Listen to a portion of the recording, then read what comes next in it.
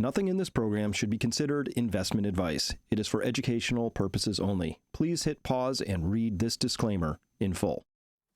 Pretty soon, people are going to wake up and go, you know, it's not about blue-red. It's about the people in power versus the rest of us. And guess what? You guys have fucked it up, and we are not going to take it anymore.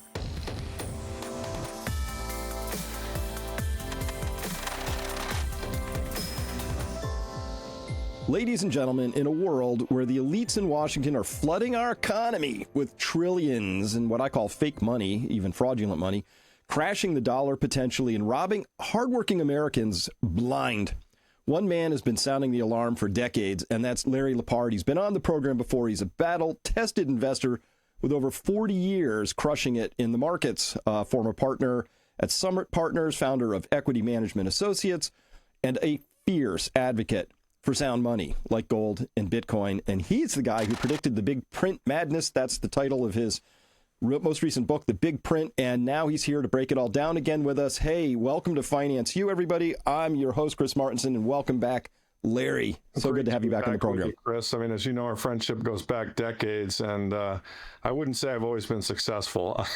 My career's had a lot of ups and downs, and being a sound money partisan has been a very, very tough and lonely path. I would say maybe until a little bit more recently, it would now appear that we're getting closer to the end game of this giant Keynesian fiat fiasco. So, that's somewhat sad. That's sad. It's satisfying, but also it's sad because the country's not doing particularly well, and a lot of people are hurting, as you and I both know. Yeah. Well, I have to confess, I'm not doing any victory dances with my gold and silver gains because I know what they mean. And I didn't want to be right, but it was obvious we were going to be right eventually. So, Larry, let's start with gold and silver. Let's start there. Gold first. Come on, is it signaling something really massive, we maybe ought to be paying more close attention to, or has it just merely been riding the liquidity wave that's been driving equities? Yeah, no, it's there's more to it than just the liquidity wave, Chris, because it's up so much more than just the equities and the other forms of liquid things. And Bitcoin, which is kind of a liquidity widget, I mean, that thing hasn't been going up much at all. I mean, I think what's going on with gold, there are obviously a lot of parties on the bid side. Just why is it going up? More buyers and sellers. Pretty obvious. We know central banks are buyers. And I think what we're starting to see is institutions and wealthy individuals and others are becoming buyers as well. And I'm sure you've been watching the press, as I have as well. It's now actually starting to get a label and a name. And what used to be just us fringe hard money people is now becoming, quote unquote, as JP Morgan calls it, the debasement trade, the monetary debasement trade. And so, I think you're seeing just more people. I mean, in my most recent quarterly report, there's a statistic in there, 40% of the investment advisors in the country don't have any gold, and another 20% have less than 2% gold. So 60% of the country owns almost no gold. And the number of people that own over 5% is like 6%. So gold has been an ignored asset class for a bunch of years.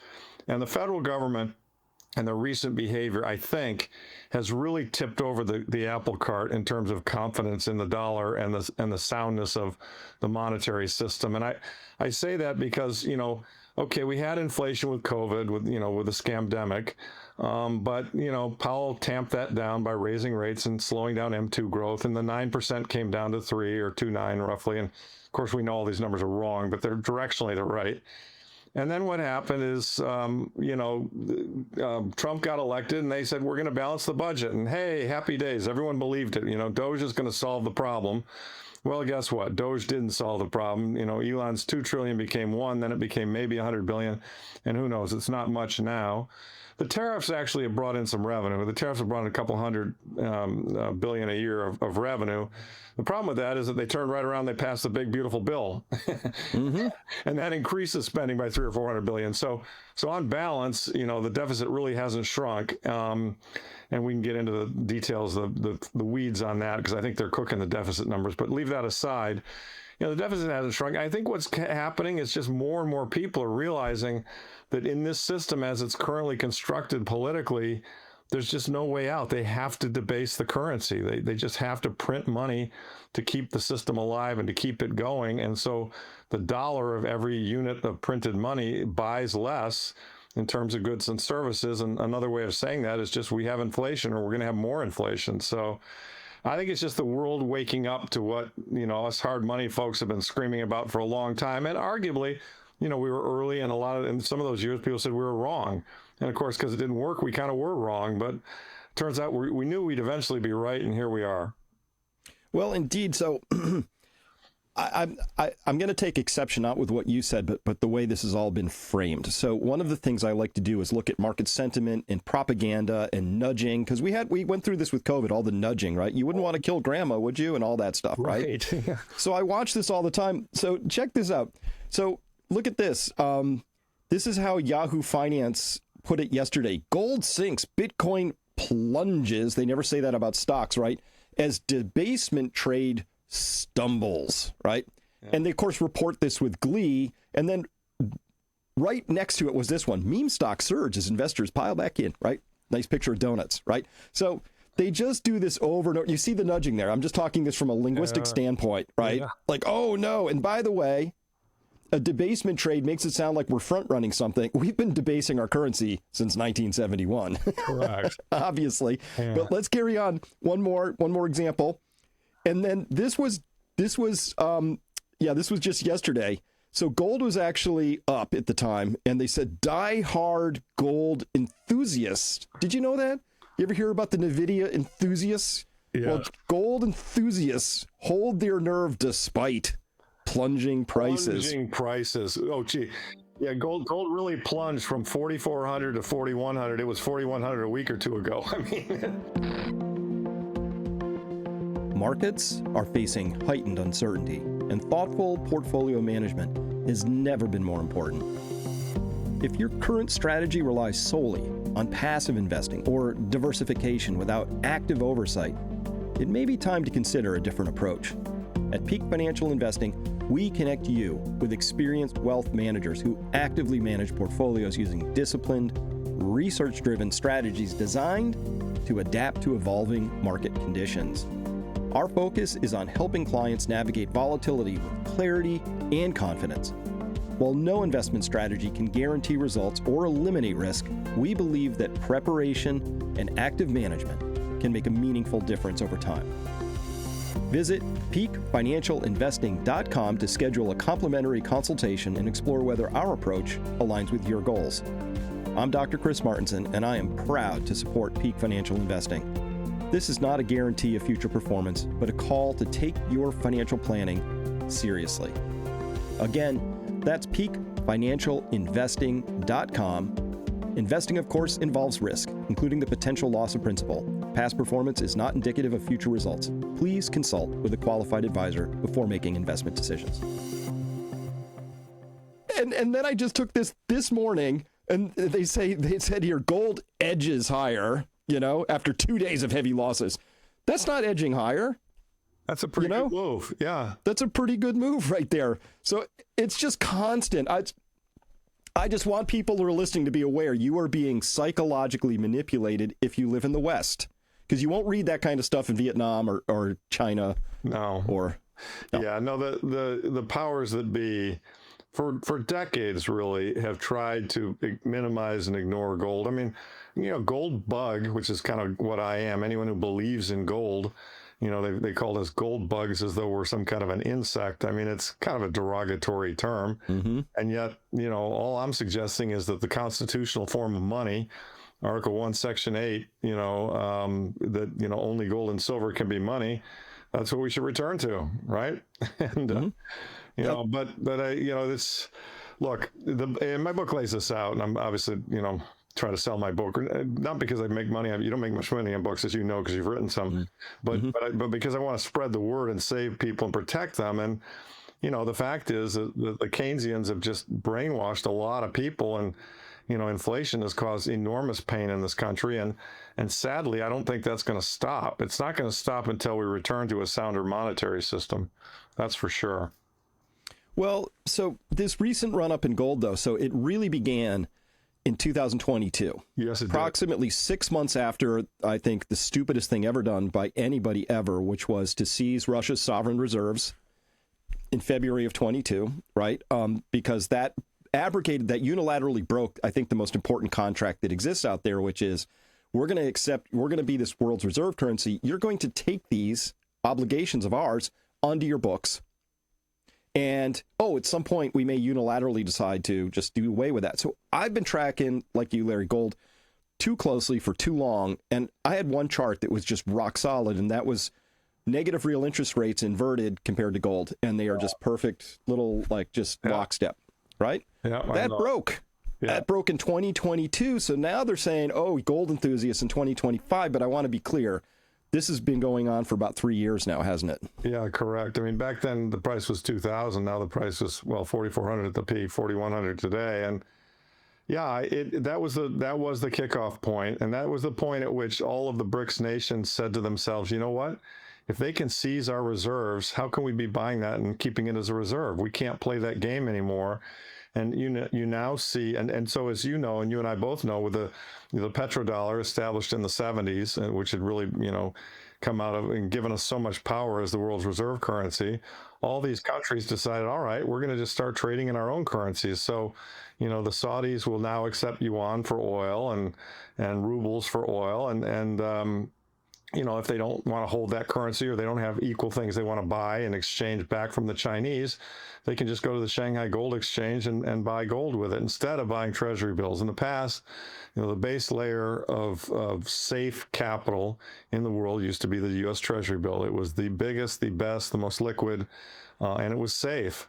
But, guess what? When you're even if you're a big country, as the U.S. is, even if you have the reserve currency, as we do, although slipping fast, if you behave like an emerging country, you get emerging country results. It's like play stupid games, win stupid prizes, right? And so, we confiscated the currency, and then we started running deficits, and then, we started printing like crazy. And I mean, the examples were we're replete with examples. I mean, the most recent one, I'm sure you saw it, most of your listeners probably did too. We just decided, well, Argentina is our friend, and we don't want them to fall under China's influence, and they're having trouble defending their currency peg. So, we need to buy $20 billion worth of their pesos. Oops, no, it's not 20. We need to buy 40. And is the 40 going to turn into 80? Who knows? I mean, so it's really no way to run a railroad, Chris. And, so that is what it is, and it's sad, but there, as you've been saying for many years with your great programs and your great teaching and, your whole system, and as I've been saying through my podcasts and my book, the protection for the average person is to own things they can't print. And by the way, farms in the Berkshires are one of them. I mean, it's, that's a good one, but gold's another one, silver's another one, and I think Bitcoin's an emerging one, and I know some gold holders don't believe in Bitcoin, and I get it, and there are issues and risks and volatility, but I do. I've done a lot of work on it, and I believe in it, and so I think these kinds of assets, and by the way, you don't need to be in Bitcoin to protect yourself. You'll do just fine with gold and silver, but Bitcoin, I think, has a lot more alpha. And so, these are the kinds of things that people, I think, need to be made aware of. And, people have asked me, say, Larry, why'd you write the book? I'll tell you why I wrote the book, Chris. Maybe we did this in our last podcast. I think we talked about it, but let's do it again. Yeah, I'll do it again. I'm sitting in my living room with my wife. We're watching some political show, which I hate watching, but she likes watching that stuff. And blue team and red team are arguing with each other. And I don't like either of them. I'm a libertarian. The only politician I've ever really liked is Ron Paul. Anyway, and they're arguing with each other, and they're arguing about really stupid shit, pronouns, you name it, all kinds of crazy stuff. And I'm sitting there, I'm like, guys, you are arguing about the color of the drapes, and the house is on fire. And the part of the house that's on fire is the monetary system. And there are some good books out there on this stuff, but there hasn't been one written recently. And somebody needs to write a book that explains the monetary system and the Keynesian model and fiat currency in a way that an average person goes, oh, I get it. Now I see why we have inflation. Now I see why they're screwing me. And then better than that, I mean, that's the bad news. Some people said, well, Larry, you're a doomer. No, I'm not a doomer. I'm just an analyst who looks at the facts. And I'm very optimistic, and I'm very, very, very, positive on where we will come out on the other end of this whole transition, fourth turning. I mean, we're going to go to sound money. Things are going to be really great, but we got to get there first. And so I thought, somebody needs to write a book that explains this. So I started writing the book, and I used my wife as a test case. She's super smart, but she's a writer and does a lot of other stuff, and she's not monetary. I mean, she's not an econ major. And so I wrote it so that she, somebody like her would understand it. And I started writing it, and she's like, well, what's this Federal Reserve thing? I don't even know what that is. So it's kind of like, all right, well, I better, creature from Jekyll Island, I better explain it.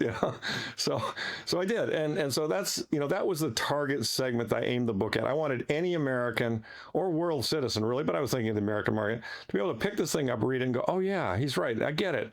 They're screwing us, and here's how, here's why, here's what we have to do to fight back. We got to try and elect politicians like, Thomas Massey and Rand Paul and Ron Paul and people who believe in sound money, Warren Davidson, et cetera, and, Cynthia Lummis, and we've got to fix the system, right? Because if we don't, inflation is going to become the new problem that lasts for decades, right? Yeah, and I'm just looking at that double hump inflation that Torsten Slok put out. Yeah, that's a good one. Right, I'll find it in a second. Yeah. But until I find it, he's just saying, look, in the 70s, we had this, what they call double hump inflation, right? There was this big inflationary surge. Yeah, there were 3 big inflationary waves, yeah. Yeah, like 70 to 73-ish, and that was one reason. But then there was this second one that came along, and there were a variety of reasons for that, right? Some policy errors, but also an oil problem and some things.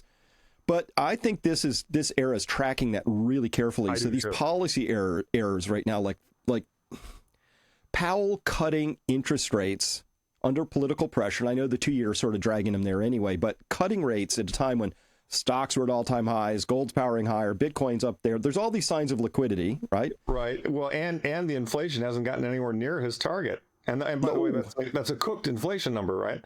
It's very bad. It's terrible. I do believe Chapwood is a lot closer than CPI. Correct. Yep. Chapwood, for people listening, would suggest shadow government stats, as John's work. Yeah. Which would suggest we're actually still in high single digits to low double digits, depending where you live, right? And depending upon the category. I mean, I have to say, one thing that kind of is a mystery to me is that oil prices and gasoline prices have actually been pretty tame. I mean, I think that might be because the economy is a lot slower than everybody thinks, but food prices have obviously been highly inflationary. Well, I'm this guy. I believe that there have been shenanigans in a lot of our markets, particularly commodities, for a long time. Yeah. Gold and silver, I think that's just being revealed, the extent, so just this last week, on Monday night, we were treated to a 4 a.m. slam down in silver, which saw 42,300,000 ounces go out in a 15-minute window, right? This flurry of paper. Yeah. The very next day, J.P. Morgan had to inform their Indian customers they wouldn't be able to deliver anything till maybe November. So which is it? We have 42 million ounces in a 15-minute window, or there's none to deliver. Where are we in this story? Yeah, right. And that kind of thing. Yeah, I mean, it's backward. There's all kinds of pressure on prices. I mean, the premiums for immediate delivery are very, very high. Yeah, no, you're right. There are a lot of shenanigans, and they are going, these slams, as we used to call them, Mr. Slammy is going to show up from time to time because, the people who are in a position to do that, the BIS and the central banks, they can go in there and create paper contracts and just overwhelm the bid stat. But I think what they're going to find is that ultimately at the end of the day, it's the physical metal that counts. And, I saw a very interesting statistic. Andy Schechtman had it on his site. It was very useful. That we're trading basically every day in London. They're trading all of the silver that's produced in one given year. So we produce about 800 million ounces of silver a year. Okay, that's how much gets traded in paper on the London Exchange. And the stock that they have in London, theoretically, and I'm not sure it's all really there, is 140 billion. So it's about 7% of the total, or maybe a little over that. I don't know. But there was another number that said it was roughly 7% of the stock was the stock to what was the claims, and I was just like, hang on a second, this sounds like musical chairs to me. I mean, everybody who thinks they own some silver might own a paper contract saying deliver silver, but if they all ask for it at the same time, there's no silver there at that price, and so yes, this to me has the feel of the Hunt brothers or the 2011 run up, and as you know, we just took out the all-time high price of 50, and if you look at the technical charts on that, I mean, Michael Oliver, who's a very good technical analyst, he thinks silver doubles or triples from here. So that puts us at 100 to 150. And I don't think he's wrong. I'm not sure about the 150, but I'm pretty sure we're going to go to 100 in the next year or two. So, which, the implications of that for those of us who own silver mining stocks, it's just stunning. I mean, most of these companies spend about $20 to pull an ounce of silver out of their mine. So, if they're selling at 30, which is where it used to be, well, they're making 10. That's nice. 50. Well, guess what? Their profits just tripled. 100, oh my goodness, right? So you can see why I'm kind of excited about some of these silver stocks. Well, that's holding all things equal. I mean, if energy costs run away from them, right? That's exactly that could eat into that a little bit. But I found it finally after much sort of searching. Yeah. So for people watching at home, here we have this first inflationary wave. Starts about 73, peaks at 75, comes down. Yay! But this second inflationary mountain comes over here and peaks out at about 79, 1980. That's the last time silver had a big spike from the Hunt brothers. Right.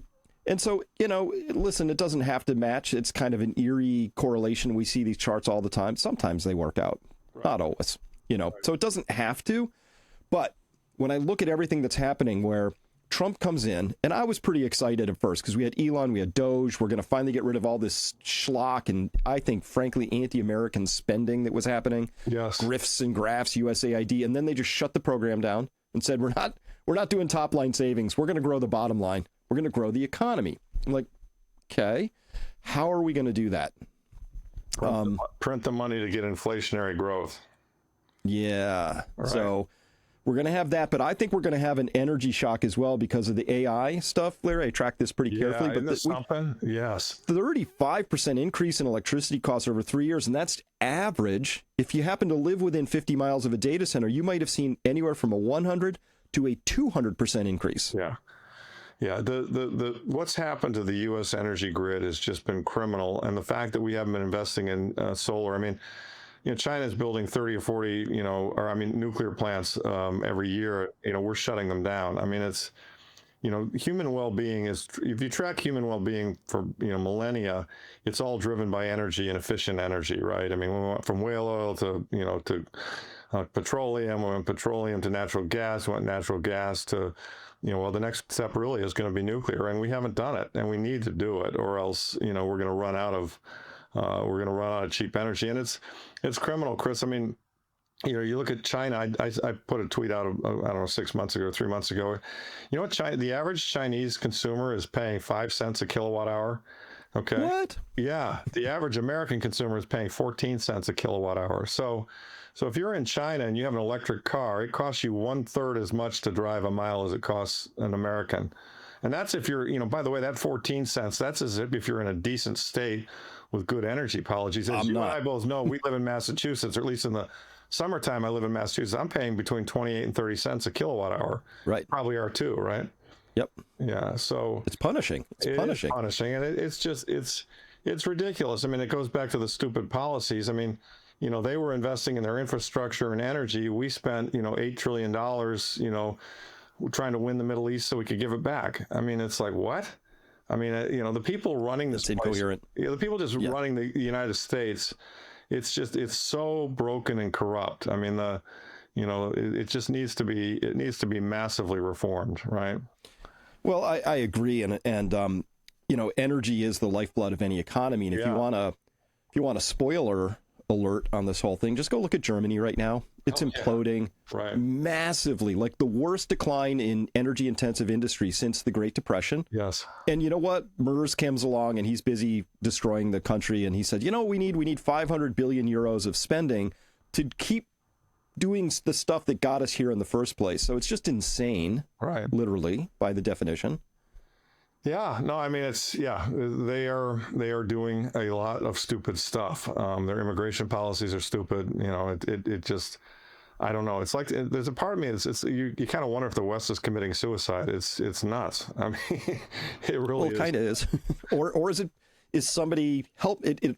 I wonder all the time, incompetence, or is this actually an attack, right? Because it feels too coordinated sometimes for me. It does. And I mean, certainly some of the people at the top benefit from these things they're doing that hurt the rest of us. So, I mean, Look, my byline, my tagline on Twitter, and I borrowed it from Marty Bennett. We both borrowed it from the show Heroes, which was Save the Cheerleader, Save the World. You have to be a little older to remember that show. And my Yeah, I byline remember. is, fix the money, fix the world. I mean, it's, that was back to the point of the book. I mean, they're arguing about the color of the drapes. The monetary system is on fire. We are near the end game.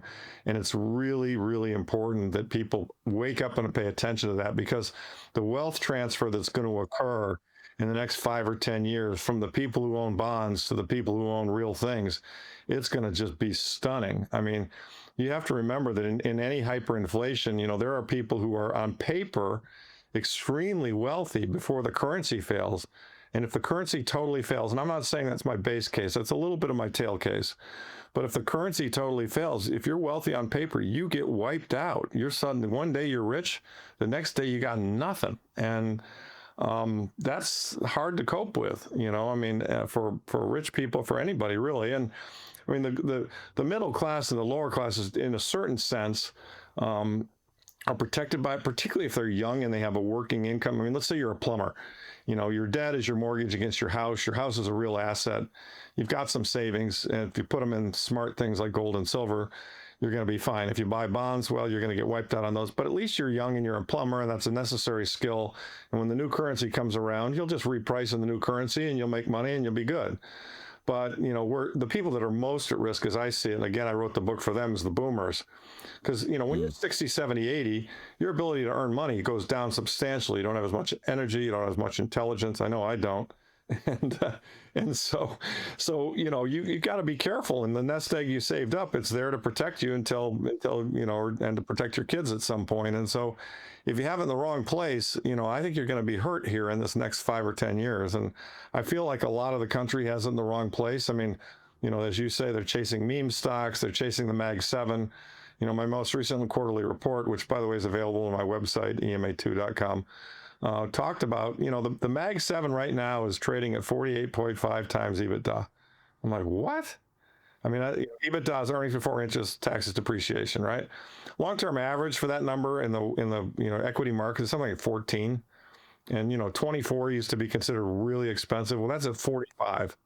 So, you're not getting a lot of value in stocks. And yet, your average stock, advisor has told your average retiree, the stock market is the only place to be, and just buy the dip. And if you've listened to that since 2008, it's worked, right? But there will come a day, exactly. Not just worked, but I mean, this is tech versus the S&P 500 relative. I mean, we've never been in nosebleed territory like this, so it's basically an all-in bet on tech at this point. But to your point, this is where the great financial crisis bailout came, and this was all bailouts in here. People don't remember. It's like, oh, we had 2008, then there was 2020. No. If you were paying attention, there was 2011, Operation Twist. We had 2013, then 15, then 17, and who remembers the great repo crisis of 2019? Like, this was all emergencies. All money printing, and all came as a result of money printing. I mean, that straight up line, that took the Fed's balance sheet from under $1 trillion from 800 billion to, at its peak, it was 9 trillion. So it did a 10-bagger. Now it's come back down because he's tightened the money a bit, and so we're in the high sixes now, I believe. But the point is, look, you can make you want to make the price of anything go up. You want to make the stock market strong, print money, give it to people, let them buy the stock market. It'll go up. That's the good news. The bad news is, go to the grocery store and suddenly the hamburger that you're buying for $2 a pound is now $10 a pound. And that's the experience I know I've had in the past 10 years. So it's been brutal. And the problem is that for half the country, they're not they don't have enough savings. They're just scraping to get by, working 2 or 3 jobs, whatever it might be. And they don't have the assets that the wealthy have. And so that's why the system is so incredibly unfair. Yet that's why the wealthy and the political class work like crazy to protect the system, because it works for them and they're robbing everybody else blind, And my book lays this out chapter and verse. I mean, it's interesting, Chris. I published the book on Amazon. It's done well. I've sold 45,000 copies, which I think. Oh, that's very good. Yeah, I think in a book world that's okay. It's not a blowout, but it's solid. And I've approached a lot of publishers, right? And occasionally I'll get a young editor who's like, "Oh, this is really good. I like it," but it goes up the chain of command, and it's a pretty non-consensus book. I mean, I kind of don't pull my punches with respect to the powers that be, and somewhere along the lines, kind of, we kind of can't publish this. Well, did you hear that interview with Richard Werner? Same story. It's Tucker, so funny right? you should bring that up, right? Princess of the Yen. Yeah, right. Exact same story. He's got this killer book. It's #1 in Japan. People love it. He brings it over here, and they're like, "We can't touch this." Yeah, we're not going to touch it because you're kind of calling bullshit on the entire system, right? And so I think that's kind of the story with my book. I mean, and that's okay. I mean, I don't take it personally. It just is what it is. I mean, they've got their self-interest. I've got my self-interest, and I'm trying to protect the average guy. So, yeah. Yep. Well, this is really monumental time here. And again, I'm not excited that it's transpiring. No dancing. no dancing here, right? It's like that scene in The Big Short where Ben Rickards and the two guys are like, "Woo, we got it." And he turns around and he just rips him a new one and says, every 1% increase in unemployment leads to 40,000 suicides. Right. Yes. Stop, just don't fucking dance. And he was right. I mean, and look, I'm not happy about the pain that all this is causing people, but sadly, I am not happy. I observe that in light of that pain, in light of the problems that are going on, like most things, America will eventually do the right thing. We will get to addressing this. I mean, look, Secretary Bessent, I think, is kind of a bright light in the administration, and he gets it. He's a gold guy. He says there's got to be a new Bretton Woods. I just put something on my Twitter feed this morning that actually talked about the section of one of the currency acts or the cryptocurrency acts that talked about maybe selling some of the gold and using it to buy Bitcoin. But it talked about the more important things. It talked about remonetizing the gold. I mean, Bessent tweeted out yesterday that this higher gold price is actually a good thing. Now, why would he say that? He would only say that if he thought that at some point in time, the U.S. owns 261.5 million ounces of gold. They're going to remark that up a lot higher and use that markup as a way to defease the debt. And so, I think there are people in the administration who get it. I think Moran gets it. I think Trump gets it. I think Bessent gets it. How it's going to unfold, well, it's really, really hard to tell. There are so many moving pieces, but, they know. I mean, boiled down to its essence, Chris, the problem is we've created way too much debt, and we need to devalue that debt against real things. What does that mean? Well, we need to, the currency that debt is marked in, the dollar, has to fall in value against other real stuff, gold, silver, land, and commodities and food. And so, and what is that? That just by its very nature, it's just inflation. So, I mean, and I say to people too, people say, well, where are these prices going? Like, what's going to happen? Well, I think gold could go to 10,000. I think silver could go to 100, 150. I think Bitcoin could go to $1 million. And that's the good news.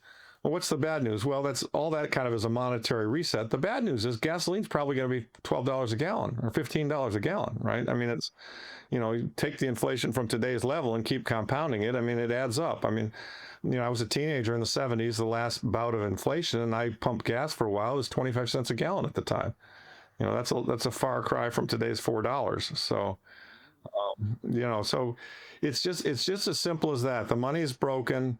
And it's gonna take a certain amount of political will and foresight to fix it, but I think we will fix it. I'm a bull on America, and I'm a bull on humankind, and I think there are a lot of great things going on. I mean, the technology stuff. I talk about this in my book too. Technology stuff is changing and saving the world. I mean, here you and I are, hundreds of miles apart. We're talking, we're broadcasting to thousands of people. You don't need to read the New York Times, a stupid liberal rag, to figure out what the truth is anymore. You can find your own truth on the web. And, and people are getting fed up with being fed the lies and the bullshit. And so, pretty soon, a Thomas Massey or somebody who's a sound money person is going to run for president or Congress, and they're going to get elected. They're going to win. And, the Federal Reserve is going to get shut down. I mean, I know this sounds crazy, but I think it's going to happen. It's going to have to happen because the pain will be large enough to drive us in that direction. And again, I mean, I wrote the book because I really wanted to spread the word among people so that they could, at the margin, they start thinking about this shit. I mean, it's like, and I mean, very immodestly, Chris, I want the book to become Thomas Paine's Common Sense, right? When the American Revolution started, a lot of the country didn't know what the hell was going on, didn't really care. I mean, if you're a farmer in, upstate New York, I mean, do you care if the British are ruling? I mean, you don't see the British. They're not affecting you in any way, shape, or form. So it was only like the 10% of the people near the coast where, the Boston Massacre occurred, or they were saying, hey, we get to stay in your house, or we get to tax your tea, or, we're going to tell you what to do, and you don't have any representation. Those guys got really pissed off and said, let's go, take on this empire. And so, I consider the people who are in favor of sound money, we're the same group. We're like, you guys have cheated us and we're really pissed off. And guess what? We're gonna recruit a lot more people to our side, and we're gonna bury you guys. We are going to return to sound money. So that's kind of my dream. I don't know if we can pull it off, but it's you gotta have a goal, right? And I know, Absolutely. I know you're a warrior in this fight. I mean, you're a little bit more on the health side, and I appreciate everything you did for me during the COVID experience. I mean, you really opened my eyes on that. So it's just, we're all kind of pushing back at this corrupt government Leviathan that has kind of hurt us a lot, right? So, well, it's my view that it's impossible to have a healthy functioning society if the glue you're using to hold it together is a corrupt system of money. Right. And when I say it's corrupt money, everybody needs to know this. By the way, in this day and age, ignorance is a choice. People have no excuse for not understanding what's happening with their money system or how that's screwing them over at this point in time. You don't want to know that, that's fine. All you got to do is have an internet connection. You can figure it out, right? And a little curiosity, and understand, of course, that it's not only your right, but I believe your obligation as a citizen to know this stuff, right? Well, yeah. Look, I'm old. I'm 68. I mean, this is for my kids and grandkids. You know what I mean? At this stage, and I'm comfortable. I'm not lacking for foods, but not everybody's in my position. You know what I mean? In fact, it's sad. You go to the grocery store, you see people putting shit back because they can't afford it. It's just really sad. Yeah. Oh, it's ridiculously expensive at this point. If you want to eat healthy, you got to put a multiplier on that on your grocery bill, right? If you want to eat, good stuff. So, but when I say corrupt money, most people are like, oh, what do you mean? Because we're down here in the trenches and we have to work for our money. But when the Federal Reserve prints money, or the Treasury effectively prints money through issuing debt that then gets sort of multiplied in the banking system, that steals purchasing power from everybody. Right. We call it inflation, but that's a theft, right? So it's fundamentally a fraudulent, corrupt act. That some people do this and create $1 billion, and you and I could work 10 lifetimes and never even get close to that number, right? Right. Yeah. It's fraudulent. So how do you then put rules around it? And the SEC will sort of admit it. You can't. I don't think you can have, if you want to have an honest, high integrity, truth-based society, I think you have to have sound money. Absolutely. There's just no doubt about it. And the way, I don't care how good the Constitution is or what political system you have. The minute you enter, it's like religion and state. They just should be separated. Money and state should be separated. Fine, you need a state, and the reason you need a state is you need courts and laws. I mean, look, I want to have a government because I want criminals to go to jail. And I think we all, and I'd be more than willing to pay 10% of my income to have good roads and criminals in jail. But that's really, to me, kind of those are the two things that government should do. All the rest of the stuff, forget about it.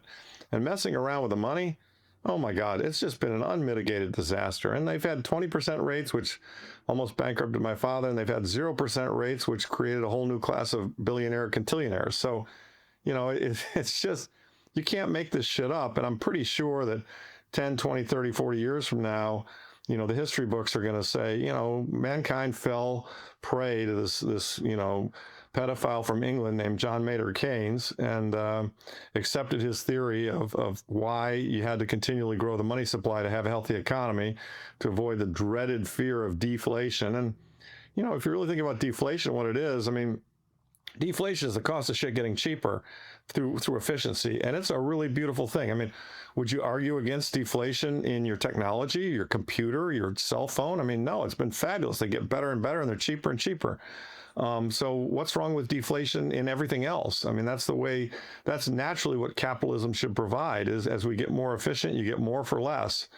But when you have an economy and a system that requires inflation, which a credit-based system does, where the money is created out of thin air and the money is only created by issuing debt, well, then by definition, you have to have inflation. And so these two things are in conflict with one another.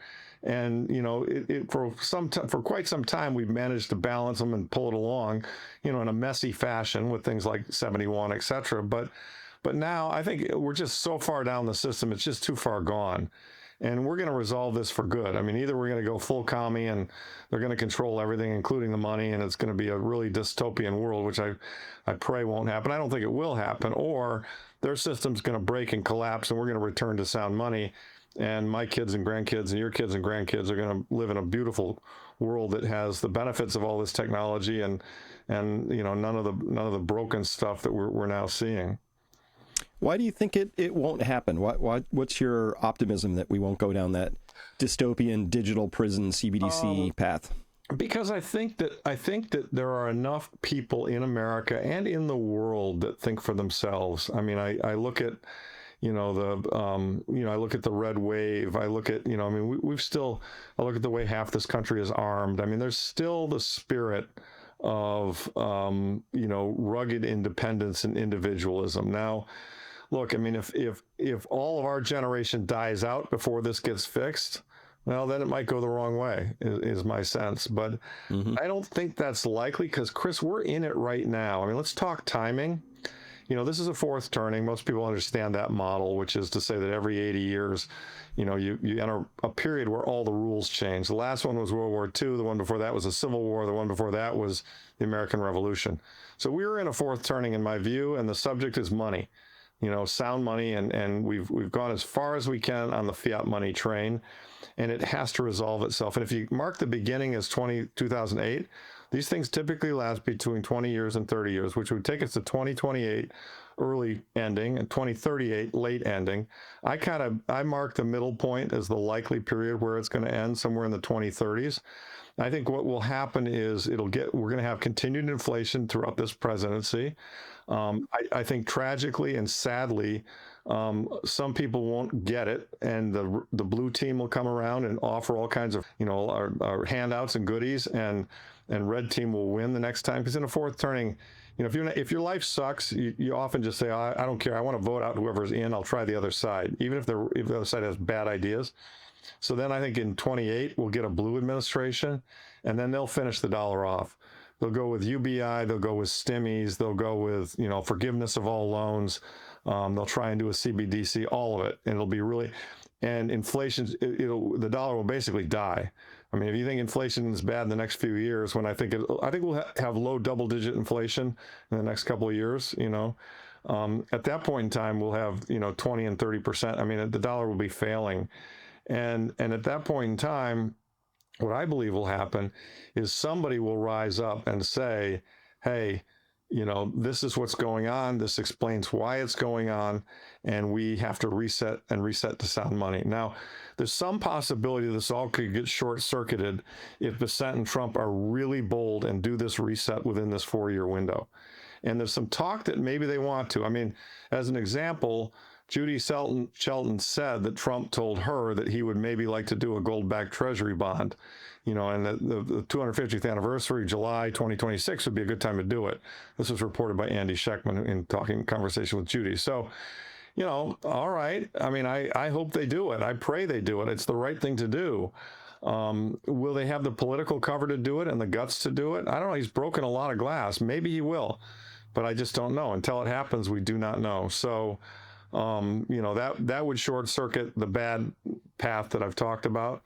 But if we go the other way, I think we have, the next administration is blue, inflation gets worse, and then we're really in deep shit.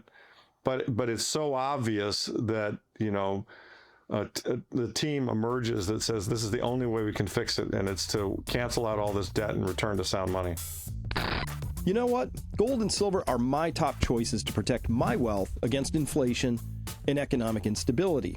Now, with all the monetary debasement and all these geopolitical risks going on, hedging your wealth has never been more important.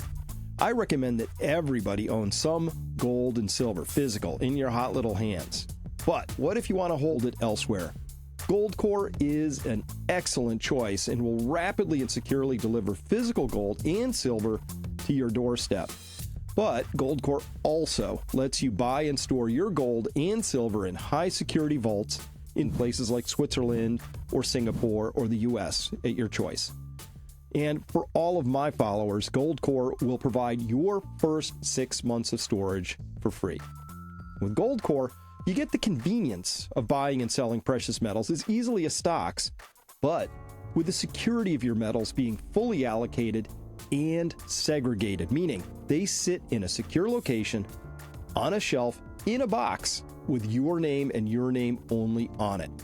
Now, unlike your stocks, where you are actually a subordinated security entitlement claimant, something we learned during our Great Taking series, you are the one and only named owner of your metals.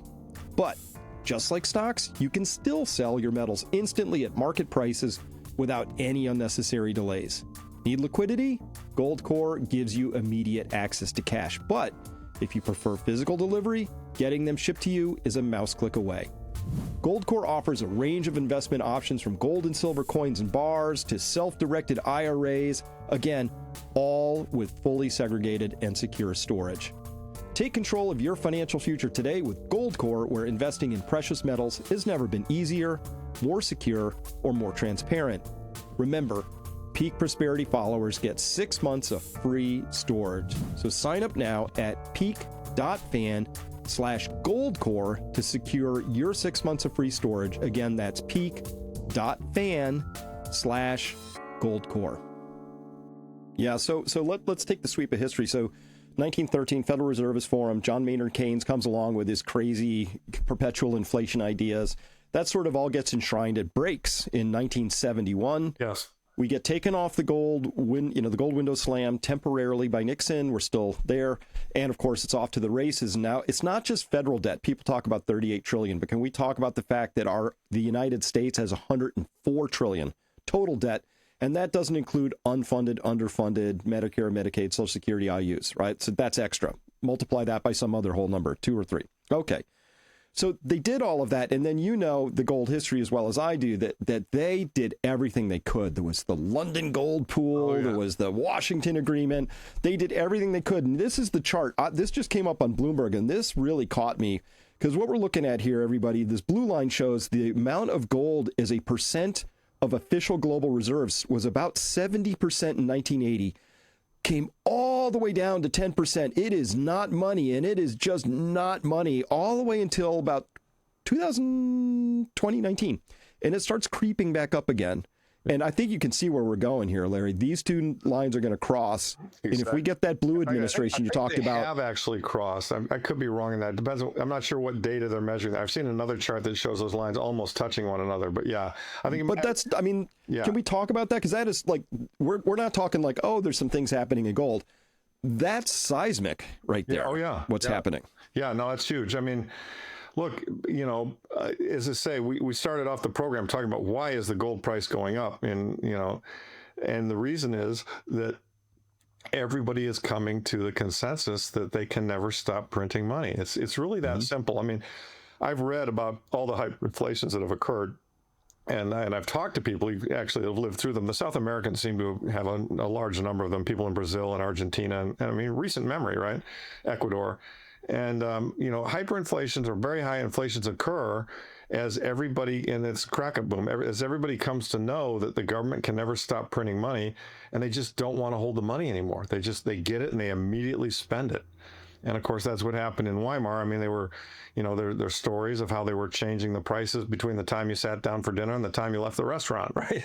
This is one of my favorite charts I came across on Twitter a couple of weeks ago. Yeah. And so we're here from 1918. This is the Weimar inflation, the wheelbarrows of money and all that. And so gold rises pretty smartly from maybe 1 gold Deutschmark to maybe 12. Over a couple of years. Oh, and then a huge correction. This must have been miserable. Yeah. Oh, no, gold is dead. I can hear the Yahoo Finance headlines. Oh, no. And then, it's going nowhere. And then, oh, no, it's effed right here. Yeah. And then, it's going to collapse. But this is a log chart. So every one of these, that went from a single Deutschmark, 5 years later, it was worth $1 trillion. Well, the Deutschmark basically became worthless. And that's a hyperinflation. Yeah. And that, sadly, Chris, that could occur. I mean, that's not... it's my tail case, but I'd probably put it at a 10%. the reason I think it's a 10% is I do believe that before we get too far down, I mean, there are other people, smart people who know that, even in the government, including guys like Passant. And before we get too far down that road, I think we'll have movement to solve this problem. But we got to go down. Sadly, we got to go down the road. I mean, I don't think.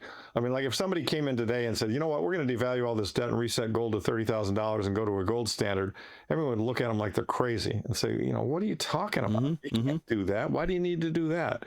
I mean, the problem will only get addressed, sadly, after inflation gets a lot worse. And so, when inflation's really, really bad, and it's the number one problem in the country. I mean, right now, I had this in my quarterly report as well. There's a chart that shows making ends meet is the top concern. They listed all kinds of concerns that you might have in your family.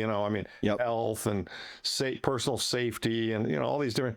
I mean, making ends meet was like the top by a huge measure. Just everybody's feeling the economic pinch. And sadly, if what we're describing continues and gets worse, which I think it will, that's going to become even bigger and bigger. And so, as that occurs, we're going to just have to push the politicians to reform the damn thing. I mean, that's the only way out of this mess. And so, I hope and pray that, we don't have to endure too much pain before they wake up and say, you know what, we got to fix it, and here's how we're going to do it. And I honestly don't know how to do that at this point, because on the one hand, you have to continue the inflation thing and hope that it doesn't get away from you into some hyperinflationary spiral. That's one edge of the chasm. The other edge, which is a knife edge right now, is deflation, where all of those bad debts suddenly get resolved, which is a capital D depression. And so there's not a politician alive who's going to take that path willingly. Well, that's right? Exactly right. So exactly right. I mean, what would you do? I mean, what would you do? Larry, you are now Fed chair. I just anointed you. Like, is there a path? Is there any path at all that could actually rescue the dollar so at this point? So it's interesting. If you go in my book, there's a chapter in there. By memory, I think it's chapter 26, but I don't know. You can find it that I call policy response that addresses that. And I actually drafted out the statement I would give if I were president. And basically, I think, yes, I know what I would do. I would say, look, folks, we've been following the wrong inflationary model. In fact, before we started, we talked about how, the notion of unlimited growth in a planet that has fixed resources, that's stupid. Mm-hmm. I mean, it's ridiculous. I mean, it doesn't work. And so this Keynesian notion that we have to continually grow or else we die is wrong. What we really need is great honesty and efficiency. And, fiat money does not give you either of those two things. It's dishonest and it's not efficient. And so I would say to the country, we've operated for far too long on the wrong model, and we are going to make a one-time, very painful change to that model. We are going to issue a new dollar. It's going to be backed by gold or silver or Bitcoin or some combination of all these. And 10 old dollars is equal to one new dollar. And you'll get paid back, so we'll effectively have devalued all the existing outstanding debts.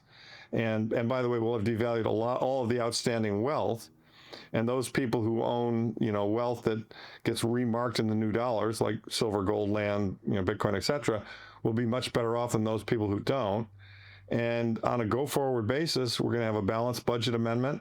And the government's not going to be even allowed to create debt. We're just going to, have this fixed supply of money, and the price of gold will be the price, gold will be the numeraire, or Bitcoin will be the numeraire, or some combination of the two. But we're not going to allow the Federal Reserve to control the money supply because it's not necessary. It is, that's the thing. I think our kids will say, I can't believe these people who are theoretically capitalists let a committee of 12 people in Washington, D.C., the Fed board, set the price of capital. That's price fixing. It doesn't work. Everyone knows that. If you have price fixing, the Soviet Russia tried that, right? Fix the price of corn. Mm-hmm. Well, guess what? You fix it too high, you get way too much corn. You fix it too low, you get no corn. It's like, it just doesn't work. So, that's what I would try to do. With respect to the Fed, I'd shut it down. I don't think we need a Federal Reserve. I really don't. I think if we were on, this is what Jackson did. He threw out the second bank of the United States, and we were on a gold and silver standard at the time. And everyone shits on the gold and silver standard. Well, guess what? The living standards of Americans from 1789 to 1913 improved more rapidly than they ever have in the history of the world. I mean, we had real growth, real, productivity, real efficiency, where, the living standards were going up 6-7% a year. I mean, it was unbelievable, right? And that was all on a sound money standard.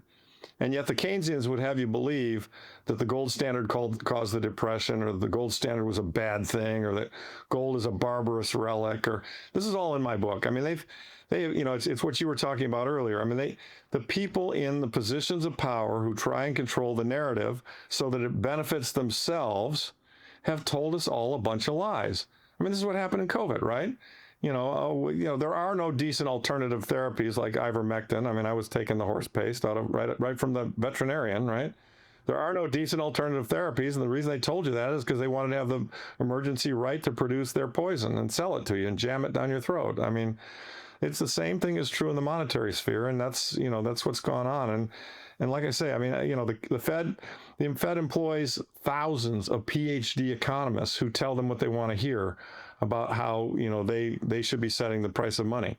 And they're just all dead ass wrong. They're all doing useless work. It's ridiculous. It's absolutely ridiculous. Yeah. Well, I love this idea. Say if the Treasury said, hey, the Federal Reserve, appreciate what you're up to, but you're a private cartel, you serve people and serve interests.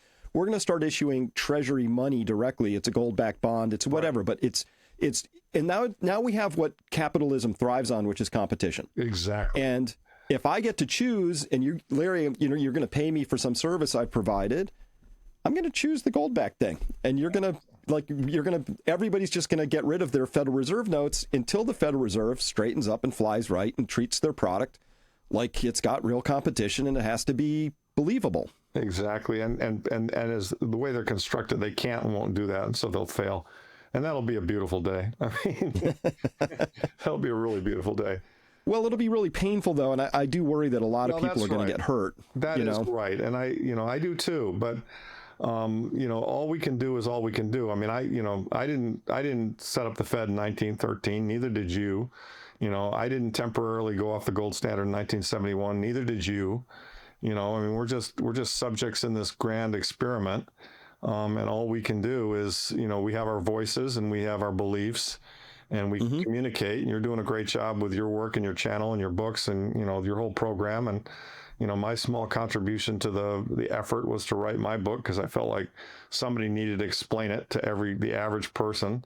And, I mean, the one thing we do have in our favor, Chris, that makes me think we'll win. You asked earlier, so what makes you sure we'll win? It won't go all dystopian. Well, one, I just tend to be somewhat spiritual, and I think in the end there is a God or a higher power that is looking out for us. And I look at the arc of human history, and we've always ultimately gone in the right direction. Which is not to say there have been some ugly chapters along the way, and we've also got them vastly outnumbered. That's a really powerful thing. There's power in numbers, and so the people who benefit from this system, it's a small number. The people who are being screwed by the system, there are lots of us, right? So, I don't like their odds, right?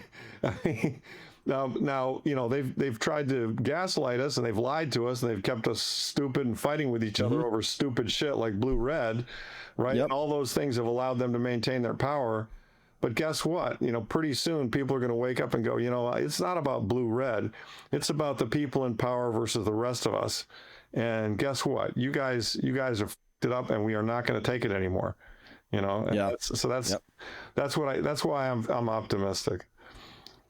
Well, I love that optimism. I think it will sort itself out. I mean, the framing I've been using for a while is it's basically good versus evil, which is up down. It's not left versus right anymore, which has a spiritual component to it. And I kind of came to that slowly, but then all at once when I realized that evil was the best descriptor I could find for what these people were doing. I agree. Because evil just likes to destroy things. It likes to decay things. It tears things down really effortlessly. It doesn't know how to build. It likes death. It only cares about itself, too. It doesn't care about the greater humanity, right? Right.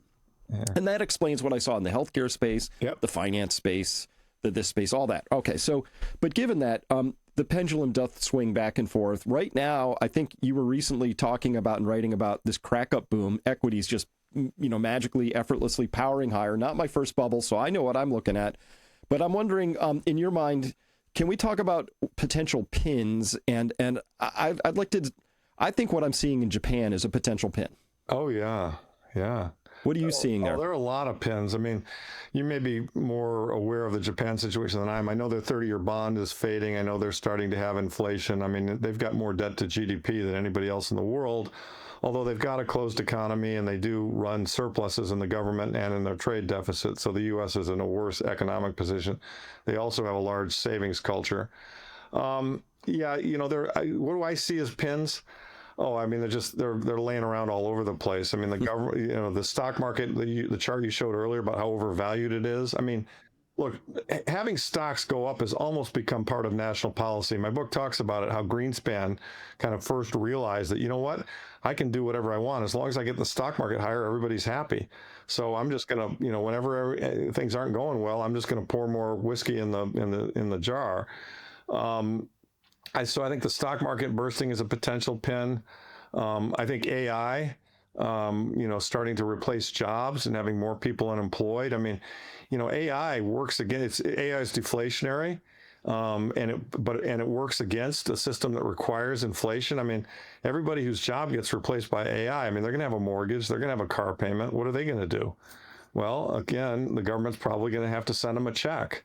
I found it interesting. I mean, wasn't it interesting that, in spite of running enormous deficits, when we started to get this additional income from the tariffs, Trump's first instinct was, well, maybe we should do some stimmy checks for the lower income Americans who are hurting. I understand it. I mean, lower income Americans really are hurting, but good God, man, we haven't even come close to balancing the budget. And you're talking about sending out more stimmy checks. I mean, so I don't really know. I mean, to me, it is an incredibly fragile situation that kind of reminds me from what I've read in history of the 1929 situation. And I'm not suggesting we're going to have that kind of a crash, but, when you use debt to fuel consumption and you pull it forward and eventually the debt can't be supported, I mean, as you point out, things can collapse. And I mean, it's so funny, like the housing market, right? The story was the housing market could never collapse. Well, in modern times, it hadn't. But I had a grandfather who, the house he wanted to buy in 1929 cost $30,000. He couldn't afford it. In 1933, he bought it for 10. So, it went down 66%, during the Depression because everybody and their brother was scrambling for cash. And now, that could and should happen again based on the credit and debt structure we built up. The difference this time is that we have a man named Bernanke who gave the helicopter speech, which says we have a technology called a printing press, and the Federal Reserve has literally vowed that they will never let deflation happen again. And, translating that means they will print whatever amount of money is necessary to prevent a deflationary collapse. Okay, that's fine. Print the money, guys, but the question then becomes, what's the value of that money? What's the underlying value of that money? Because Parker Brothers can also print monopoly money, and you can buy as many monopoly sets as you want. And if that bought real stuff, you'd be rich with your monopoly money. But, as we all know, one of the critical values of money is that it be somewhat scarce, and limited in supply. And fiat is really proving that, it's always been not scarce, and it's getting increasingly so. And that's, again, the point I think is very important. I'm sure most of your listeners already know this, Chris, but just it's getting worse. We're compounding. We've added 11 trillion in debt in 10 years. I mean, we just crossed the 38 trillion level. I mean, we'll be at 50 trillion before you blink an eye. Do you know what I mean? And so, that we know about, because I'd love to get your take on this. I'm a little conspiratorial, but Elon Musk is doing his Doge stuff, and then he has this remarkable 1-minute interview where he says, hey, we found magic money machines inside the U.S. government, not inside the Federal Reserve. They found servers that were emitting payments, right? Wow. And he said they found 14 of them, right? Wow. They were scattered. There was one at HHS, there's one in Treasury, there's 11 in the wow. DOD. So he said they found these servers that were just emitting payments, right? Wow. And when he says magic money machine, now this is a guy who started PayPal, so he presumably understands reconciliations and balance of payments. He's probably not a dummy, but he basically said these things, he said it flat out. These are machines that create money when they emit the check, which means it's not T reconciling on the back end somewhere. Now, maybe he misspoke, but he got canned very shortly after that. And then just this last week, did you hear that they suddenly discovered that the Cayman Islands had $1.7 trillion of treasuries? Whoops, where did I come? I'm a little suspicious about that. Is it possible that somebody's offshoring and buying debt? I'm with you on the conspiracy theorists. I mean, remember, in the Pentagon, remember when the Pentagon had like a $2.6 billion overrun? Trillion. They couldn't account for where it went. So, and we know that in suppressing gold and silver, they had Cayman Islands accounts, and they just. When you've got a printing press, why? And thinking about how dishonest the U.S. government has been, do we really think they wouldn't use that printing press to just create money that's somehow off the books? I know from talking to people in the military, they were shipping pallets of $100 bills over to the Middle East to bribe warlords and do other things. Were those really being accounted for? I don't know. I would guess not, right? So yeah, there's. And if you look at some of the older executive orders, that talk about how they don't have to disclose certain things if it's in quote unquote the national security interest, right? Well, if you think the price of gold could represent a threat to the dollar, and you've got to print a bunch of dollars to sell short gold, and you've got to fund the account that does that in the Cayman Islands with those dollars and absorb the losses, and it's all off the balance sheet or off the books.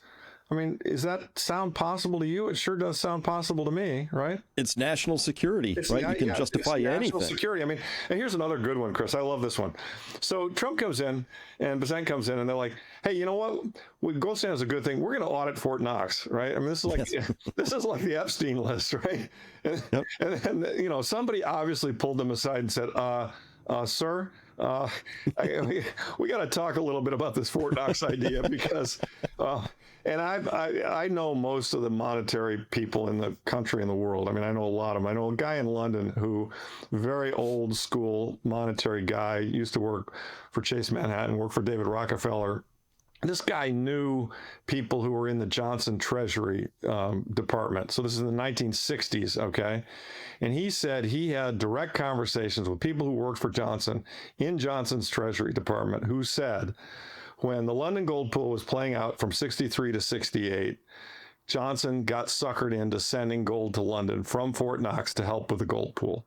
And they didn't record it. They didn't announce it. It was all under the table. And then when it didn't come back, Johnson just lost his shit, just went absolute ape shit. And that's part of the reason why he did the acts he did surrounding silver at the time. And so, look, is there gold in Fort Knox? Obviously, because Bissent took his, hooker wife down there, and had the pictures of him standing with the gold.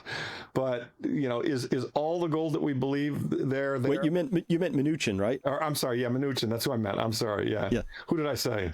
You said Bissent. Oh, I said Bissent. Yeah, no, I didn't mean Bissent. No, Bissent's gay. Yes. Yeah, I went Mnuchin. Yeah, took his hooker wife down.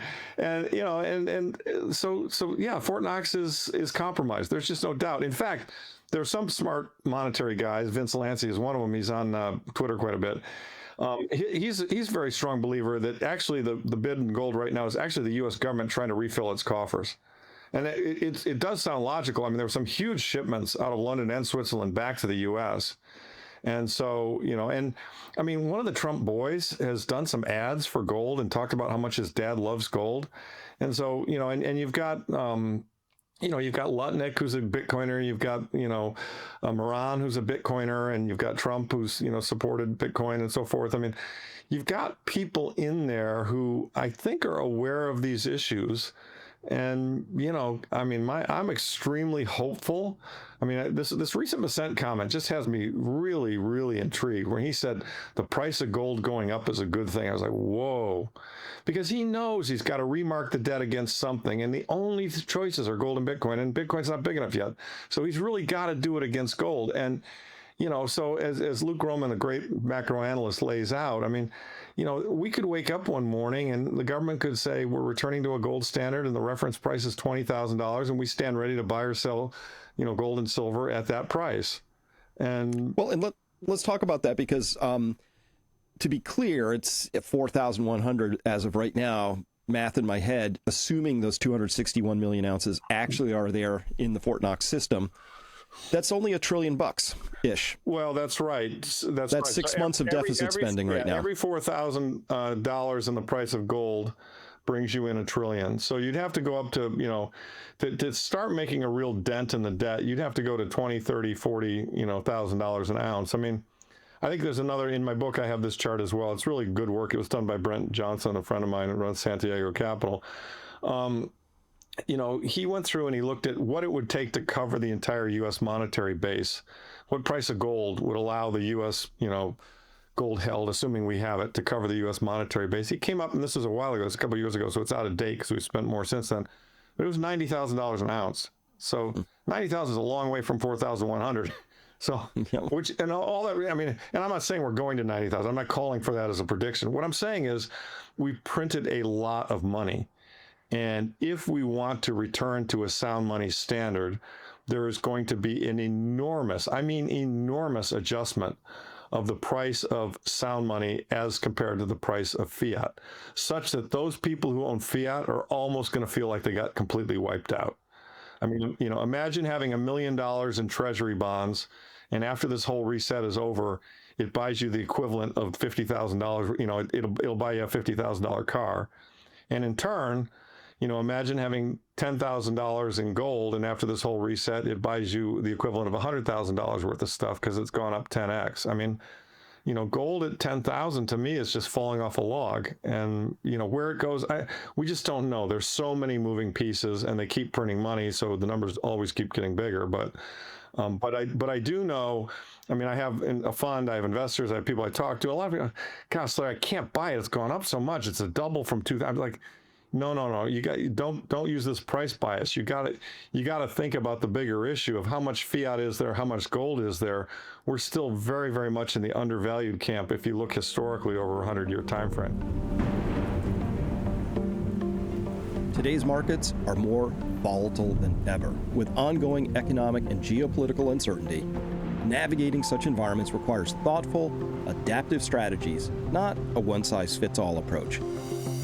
At Peak Financial Investing, our registered investment advisory firm connects clients with experienced wealth managers who focus on active portfolio management. These professionals use evidence-based strategies designed to respond to changing conditions, not outdated formulas, but customized approaches grounded in research, discipline, and risk awareness. We believe in open, informed conversations, including discussing tools like precious metals and diversification as part of a broader financial strategy. Every investor situation is unique, and our advisors tailor their guidance accordingly. Visit peakfinancialinvesting.com today to schedule your free consultation and explore how proactive management can support your financial goals. I'm Dr. Chris Martenson, proud to work with Peak Financial Investing, and my support reflects my professional views. I encourage you to take control of your financial future by making informed decisions. Yeah, I've done some quick math, and people are like, oh, gold's overbought, it's too high. I'm like, no, it's badly underowned. Yeah. Because it's still it's about 1%, maybe 2% of total wealth held by the top 10% of families. They have about $100 trillion of investable financial assets. So if they wanted to just move 5% into gold, which I think would be irresponsible, I think they should be at a higher number. Not financial advice, but just sort of a directional, educational comment there. But okay, that's $5 trillion. How big is the total investable U.S. gold market? Well, it's about $1 trillion right now, right? Because the Fort Knox stuff is not for sale. Yeah. It's actually a little bigger than that, Chris. Let me correct you on that. So if you take so there are probably between 180,000 and 200,000 tons in the world, and it's hard to tell because the records go back quite some time, and some of it's been lost in shipwrecks. But pick the midpoint of that 190,000 tons. If you multiply that times today's price, I think you come up around $27 trillion worth of gold in the world. But, and this is a big but, probably 7 or 8 of that is in museums and antiquities. So, we're not going into all the museums of the world and melting down, the Egyptian masks that are made of gold, right? So that's untouchable. And then probably of the balance, let's say there's 20 trillion of balance, probably 10 of that is around a woman's neck somewhere in the US or India or China or whatever, which is available for sale eventually. Don't get me wrong. If gold goes to 100,000 an ounce, I'm guessing there's some people who are going to sell their jewelry to melt it down and get money. But if you want to take the bars and coins, which I consider to be what I call investable bullion, it's probably $10 trillion today is kind of my number. So that's a pretty small number. I was making a comment, Larry, that how much was available in the U.S. Oh, yeah. No, it's much smaller. Because I feel like once the great gold repricing starts happening, you're going to find it's not leaving China. That was a one-way trip. Agree. Right? Yeah, no, you make a very good point. And by the way, I mean, most people listening to this already know this. The Chinese say they've got a couple thousand tons of gold. We say we've got 8,000. The Chinese have multiples of that. I mean, they have an export law. Any gold mined in China can't leave the country. That's law. And we can see the records. Most of the gold in the world gets refined in Switzerland. Not all of it, but a lot of it does. And most of the gold in the world makes its way through London or Switzerland at some point in time. And we can see the shipment records from London and Switzerland over the last 20 years. China, in my estimation, probably has 15 to 25,000 tons of gold, which is more than the U.S. allegedly has at 8,300. So, it's there's not that much gold out there, and it's very, very rare. And compared to fiat stuff, I mean, there's a great chart one of the Bitcoin guys did called Jesse Meyer did it, and it shows total financial investable assets in the world, and this includes real estate now, so this has housing and commercial real estate, is about $900 trillion. So that's, called bonds, a couple hundred trillion, stocks, a couple hundred trillion, gold, 27 trillion, Bitcoin, 2 trillion, very small. And real estate's about 450 trillion. Okay, so that's all what people would consider to be things that they invest in. So the gold market, as you point out, in the U.S. it might be 1, is worldwide available maybe 10. But if that 10 over 900, I mean it's barely a percent. Do you know what I mean? And so if some piece of that 900 says, like the bond market, for example, there's a $200 trillion bond market in the world. Okay. Well, someday those guys are going to wake up and go, you know what? Yeah, you guys are going to pay me back my principal, but it's not going to buy shit. I don't want these bonds anymore, right? Some of that 200 is going to come chasing that 10. Or if you really want to get excited, some of that 200 is going to come chasing, and you believe in Bitcoin, chasing that 2 trillion of Bitcoin. Gosh, Bitcoin could go up a couple X from here easily. So, it's definitely, it's definitely a shift that's taking place. And to me, it's very obvious and very easy to see, and I have a great deal of confidence that it's happening. But as you showed in that chart, I mean, there'll be swings. I mean, we'll go to 4,400, then gold plunges. Yes. Oh no! Right? Gold's going down, and we're at 4,100 right now. I mean, it wouldn't surprise me at all if gold went to 3,500. Not at all. It's extended, but at 3,500 it'd be a screaming buy, because I feel like in a year or two it'll be 5 or 6. So yep, you are here on this chart, but so I'd love to get your take on this, because inflation is a monetary phenomenon, Milton Friedman, right? And I believe in that. And so we're going to have inflation. That's baked in the cake. There's nothing we can do about that. Deficit spending, all of that. Martin Armstrong says that when you get to hyperinflation, it's when there's a comprehensive loss of faith, correct, in the government's ability to do anything other than be feckless and continue doing what they do, right? So it's a faith issue. So those are harder to call, because I can run numbers and I can get a pretty close guess as to what we're going to have for inflation based on what I'm seeing. I can't call this other one because I don't know what's going to cause people to suddenly wake up one day and think like you and me. Because let's be clear, if the top 10% of families suddenly woke up with your mindset, I think we get this chart, by the end of the year. I think that's probably right. And I think that's probably right. I mean, I think all we can do is observe the slope of the line. And, I remember back in 79, 80 when it was doing it, a lot of people thought the dollar was going to fail. But, Volcker had a lot more space because debt was only 35% of GDP, and he was willing to take rates to 20%. And so, he, quote unquote, saved the dollar, which is why he's such a hero to many people, not to me. But what he should have done Well, he was really a goat because he was at the table in 71, and what they should have done is let gold price float rather than go off the gold standard. They should have just devalued the dollar downward in gold terms. But yeah, no, that's a very tricky thing. I mean, it's like one day the Silicon Valley Bank was a very sound bank. There were no problems, right? And then, they sold some bonds and there was a big discount on the bonds, and some sharp penciled analyst did the math and said, oh my goodness, they got a lot of these bonds and they took a loss on this amount. And if you run that through on oh my God, you know what? I don't think this bank is solvent anymore. And he called up a few of his venture capital friends in the Valley, and they kind of called each other and they said, this bank is in trouble. And in one day, $46 trillion flew out of that bank. I mean, it was like almost half the deposits in one day. I mean, this was the Bedford Savings and Loan, Jimmy Stewart on steroids, right? I mean, and so, we live in a very, very interconnected world, and everybody knows everything instantly and can get online and learn. And so, and Jim Rickards has done some great, kind of game theory on this. I mean, we could wake up one morning. What would you do if you woke up one morning and suddenly the gold price was $8,000 an ounce? And you said, okay, that's not good. Maybe I'll buy some. And you went to your coin dealer and said, I can't get you any. There's none for sale, and it'd be like, oh shit. Well, what's the Bitcoin price? Well, the Bitcoin's at 400. Oh, well, it used to be at 100. I know, and you could buy that, but do you really want to pay 4x what it was a week ago?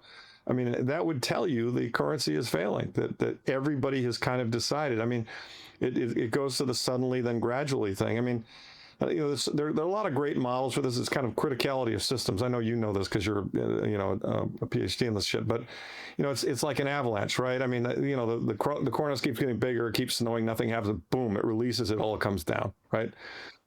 You're in a theater. You smell a little smoke. It's nothing. One guy's just having a cigarette. No, you smell more smoke. Oh shit! There's a lot of smoke in here. This place is on fire. We got to get the fuck out of here now, right? Mm-hmm. I mean, that's kind of the model. You're on the Titanic, right?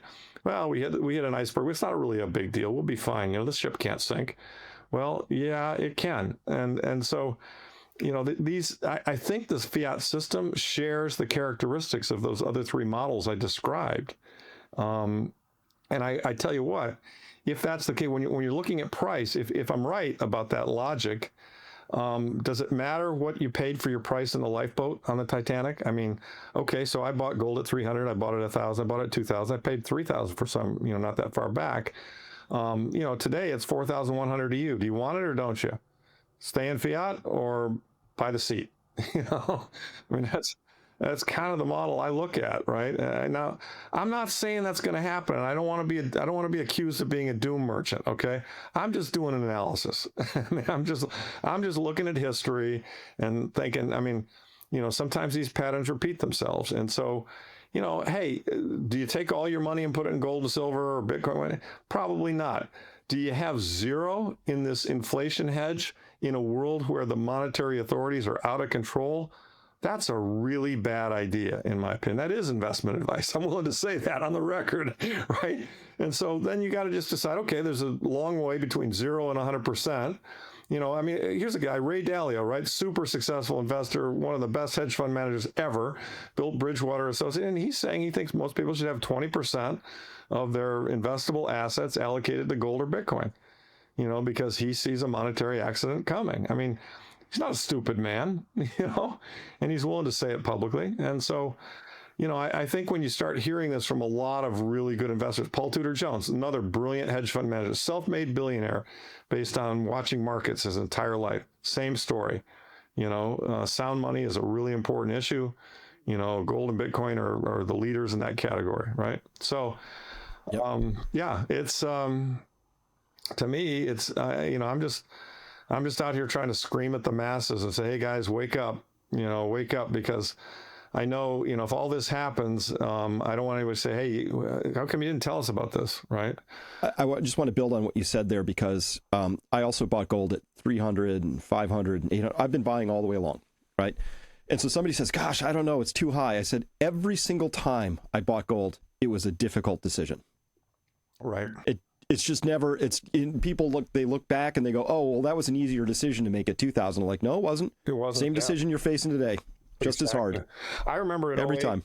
I dipped down to 600 and I bought some. And I thought, God, I hope I'm doing the right thing here. Do you know what I mean? looking backwards, it's like, oh, duh. Yeah. It's hard though. Yep. I mean, it's, these short-term moves throw people off the long-term scent, and that makes it difficult. It does make it difficult. Yep. Well, and I want to reinforce, we started at the beginning and as we get towards the end here, but I just want to reinforce for people, right now, gold at this moment of this taping is up $93. And so let's count how many articles we now have on the front page of Yahoo Finance talking about gold. Oh, none. There's zero. Yeah. There's sins of omission and commission. They just omit. They just don't. We just forgot to talk. Like if it was down, they'd have articles all over it and gold bugs and. Well, the thing to keep in mind there's another explanation for that, Chris, in my view, on Wall Street and CNBC and all those guys. They just don't make any money buying and selling gold. They make money buying and selling stocks, and those are the people who sell stocks advertise on their networks, and they're very much driven by their business model, and therefore you're just never going to see, them being supportive of this alternative. It just doesn't happen. And it's as simple as, their salary depends on not being that way. So I get it. But I just want to alert people that if you're subconsciously absorbing the sins of commission and omission, it will take you off the scent. Absolutely. And somebody wants you off the scent because they don't make money at it. I get it. It's just not easy. I mean, it's difficult. It's difficult when you're being lied to about everything. But here's the thing: sites like yours, sites like Tucker, sites like Rogan, all kinds of websites, Zero Hedge, you name it. I mean, thousands and thousands of people are coming out and exposing the lies that are inherent within the system. I mean, Trump. I mean, Bobby Kennedy. I mean, you name it. There are a lot of people who are calling out the bullshit. And as you said, I thought you said something earlier in the conversation that was really important, which is there's no excuse for not being educated about what's going on today.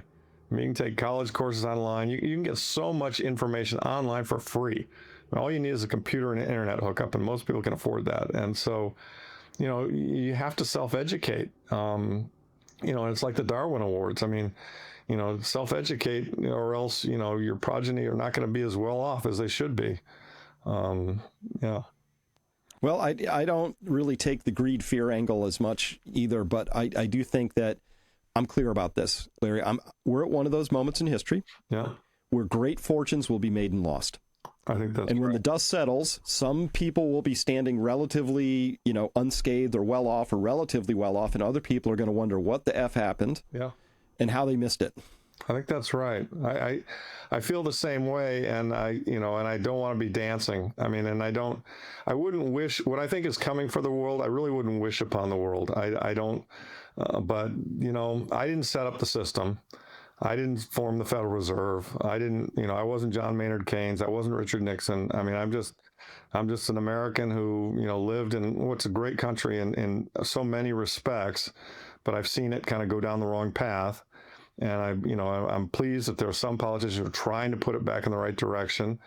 But it feels a little bit like too little, too late, and particularly on the monetary front. And therefore, I think we're going to have to go through a real forged in crisis kind of situation. But the good news is that once we do that, things will get better quickly. I mean, one of the more interesting articles I read was a story of Ecuador and how it went through hyperinflation in 2000, and it was brutal. I mean, hyperinflation is just awful, right? I mean, your money becomes worthless. And yet, right after they did that, they pegged their currency to the dollar, which was relatively strong in 2000, and everything recovered incredibly quickly. I mean, it was kind of like, if it's just the money that's broken, and then you fix the money and you go back to a sound money, people kind of self-organize. They go and they do productive shit and they pay each other and they trade, and inflation's not a problem. And, systems, economic systems, capitalism as an economic system, it works really well. I mean, we have the highest standard of living that's ever been known in human history as a result of capitalism. It's just a broken form of capitalism today. It's crony capitalism, where the people controlling the money printer are taking advantage of the rest of us. And so once we store it back to true capitalism, where the money is sound, things will get better. They'll get a lot better fast. And everyone will wonder, like, well, how could that have been so bad? Well, it was bad because we were following the wrong ideas. We thought we could print and spend our way into prosperity, and you just can't do it. Yeah, you just can't do it. Well, those are excellent closing words, Larry. How can people track you, and where do they go to follow your stuff? I make a lot of noise on Twitter, just my name, @LawrenceLaporte. So you can follow me there, and I try and comment, mostly negative about investment banks. I have a website called EMA2.com, Equity Management System. I run a fund. It's accredited investors only, 200K minimum. And you can go to my website, and I write a quarterly letter with my partner David Foley. We just kind of talk about what we see going on and what we think the trends are. And it's free. It's usually about 20 pages long. If you scroll down to the bottom of the website, you can enter your email. We'll never spam you. We only send the website out the letter out 4 times a year. But that just gives you commentary. Go to the bottom of that, Chris, just so people can see the button. Because a lot of people come to me and they say, hey, put me on your list. I'm like, you can do it yourself. Right. Subscribe to our newsletter. Yeah. Yep. Press that button, Boom. put in your email, check that you're not you don't have to put in your name, just your email. And we don't care what your first, last name. Just check it. It'll ask, are you a person? You say yes. You don't even have to do a little CAPTCHA thing. And, every 4 times a year, we'll send you our best thoughts on investing. So, that's it. And the other thing I would say, obviously, I'm just because I think it's a good tool for helping fellow citizens understand what's going on and why it's broken, how we can fix it. This is the book. It's called The Big Print: What Happened to America, How Sound Money Will Fix It. It's no publisher has touched it. Not a surprise. It's on Amazon.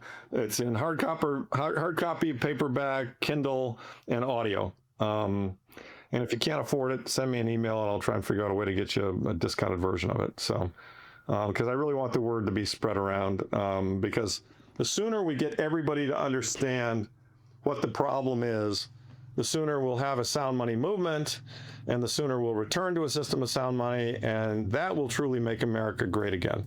There'll be other things as well, but in my opinion, this is probably the most critical. So, I agree, 100%. So I support that entirely.